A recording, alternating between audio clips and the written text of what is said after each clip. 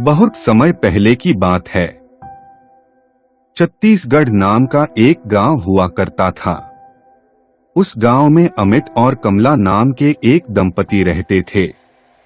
अमित एक auto driver था। वह प्रत्येक दिन ऑटो चलाने के लिए गांव से शहर जाता था।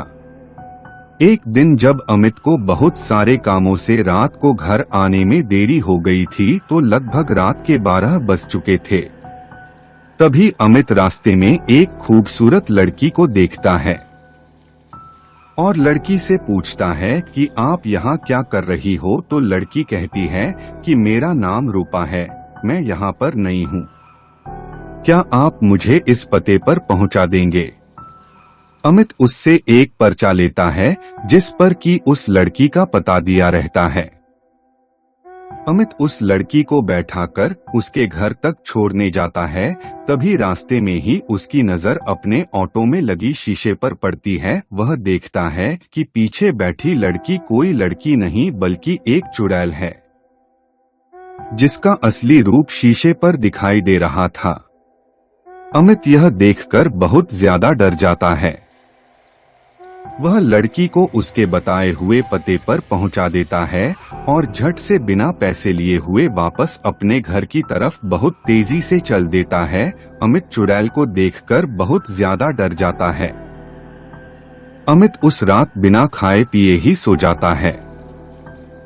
फिर जब अगली सुबह होती है तो उसकी पत्नी कहती है कि क्या हुआ है, आप इतने डरे हुए क्यों लग रहे हैं। तभी वहां रूपा आ जाती है। उसे देखकर अमित और भी ज्यादा डर जाता है और उसे बहुत तेज पसीना छूटने लगता है। तभी रूपा कहती है कि भैया आप रात में मुझसे पैसे नहीं लिए थे, ये रहे पैसे। रूपा पैसे देकर वहां से चली जाती है। रूपा उन्हीं के घर से थोड़ी दूर पर रहती है। तभी अमित अपनी पत्नी से कहता है कि तुम इस लड़की से दूर रहना। तब उसके बाद अमित ऑटो चलाने के लिए शहर चला जाता है। रात में जब अमित ऑटो चला कर आता है तो वह और उसकी पत्नी रात को सो जाते हैं। आधी रात होते ही कमला को एक आवाज सुनाई देती है। उस आवाज से कमला उठ जाती है और खिड़की से झांक कर देखती है तो उसे एक चुड़ैल दिखाई देती है। कमला बहुत ही ज्यादा डर जाती है और अपने पति अमित को उठाकर दिखाती है तो अमित कहता है कि तुम सो जाओ। दोनों लोग सो जाते हैं। अगली सुबह होते ही अमित सरदार से मिलने के लिए चला जाता है। अमित सरदार को सारी बात बताता है पर सरदार इस पर विश्वास नहीं करता है। फिर सरदार जब एक बार सुबह टहल रहा था तो वह रूपा से मिलता है। रूपा उसे रात को खाने पर बुलाती है। जब सरदार रात को खाने के लिए रूपा के घर जाता है तो रूपा उसे रास्ते में ही मिल जाती है।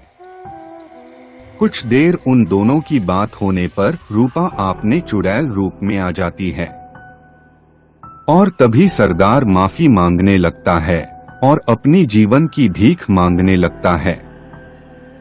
तभी रूपा उसे मारकर उसका सारा खून चूस लेती है।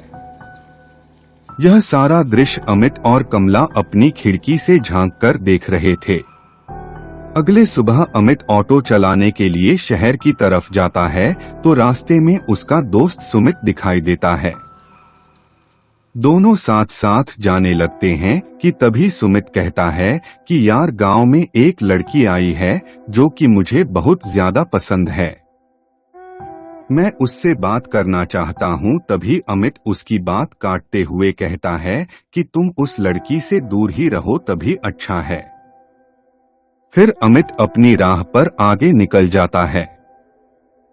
रात को जब अमित गांव वापस लौट रहा था तो वह सुमित और रूपा को एक साथ देखकर हैरान हो जाता है। अमित सुमित को बचाना चाहता था पर वह कुछ भी कर नहीं सकता था। रूपा उसे एक पेड़ के नीचे लेकर जाती है और उसे भी मारकर उसका सारा खून चूस लेती है। यह पूरा दृश्य अमित अपनी आंखों से देखकर अधमरा हो जाता है। अमित घर जाकर चुपचाप सो जाता है। अगली सुबह अमित कमला से किसी तांत्रिक बाबा के बारे में बात कर रहा होता है कि तबीयत कमला कहती है कि मैं एक तांत्रिक बाबा को जानती हूँ। अमित और कमला दोनों ही उस तांत्रिक बाबा के पास जाते हैं और तांत्रिक बाबा से मदद मांगते हैं। तब तांत्रिक बाबा उन्हें रात में ढेर सारी लकड़ियां जुटाकर रखने के लिए कहता है। रात में जब अमित देसाई लकड़ी आज उठाकर रखता है तब बाबा वहां आते हैं। बाबा लकड़ियों को देखकर वह अमित से पूछते हैं कि उस चुड़ैल का घर कहाँ है। अमित कहता है कि उस चुड़ैल का घर उस घर के पीछे है। बाबा कुछ मंत्र पढ़ रहे थे कि तभी वह चुड़ैल आ जाती है और कहती है कि किसने मुझे याद किया है। बाबा कहते हैं कि मैंने तुम्हें याद किया है। तभी चुड़ैल कहती है कि मैं तुम्हें मारकर तुम्हारा सारा खून चूस लूंगी। तभी बाबा अमित से कहते हैं कि अमित इस लकड़ी के गट्ठर में आग लगा दो। अमित तुरंत ही उस लकड़ी के गड्ढे में आग लगा देता है। जैसे ही चुड़ैल बाबा का खून चूसने जाती है, बाबा उसे धक्का देकर कुछ जलती हुई आग में ढकेल देता है और चुड़ैल जलकर मर जाती है।